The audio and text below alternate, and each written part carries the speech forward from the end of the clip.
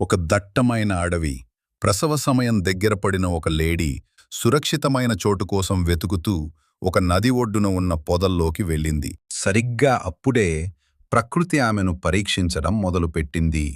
ఆకాశం మేఘావృతమైంది. మెరుపుల వల్ల అడవిలో మంటలు చెలరేగాయి. లేడీ ఎడమవైపు చూసింది. వేటగాడు బాణం ఎక్కుపెట్టి సిద్ధంగా ఉన్నాడు. కుడివైపు చూసింది.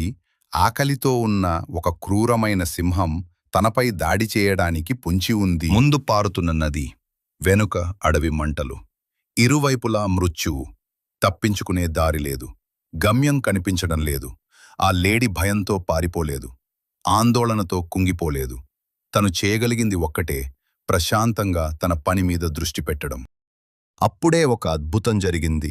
మెరుపు కాంతికి వేటగాడి కళ్ళు మెరిసి, వదిలిన బాణం లేడికి తగలకుండా పక్కనే ఉన్న సింహానికి తగిలింది. ఆకాశం నుండి కురిసిన భారీ వర్షానికి అడవి మంటలు ఆరిపోయాయి. ధైర్యం చూసి నేను ఓడిపోయాను. మృత్యువు అంచున ఉన్నా నీవు చూపిన స్థైర్యం నన్ను ఆశ్చర్యపరిచింది. నీవు ఒక గొప్ప తల్లివి. నీవు చూపిన ధైర్యం నా కళ్లలో నీరు తెచ్చింది. నేను నీ జోలికి రాను, నీ బిడ్డలతో క్షేమంగా ఉండు అంటూ వేటగాడు అక్కడి నుంచి వెళ్ళిపోయాడు.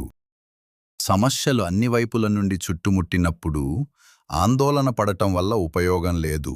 మీరు నియంత్రించలేని వాటి గురించి ఆలోచించటం మానేసి మీ చేతుల్లో ఉన్న పని మీద దృష్టి పెట్టండి.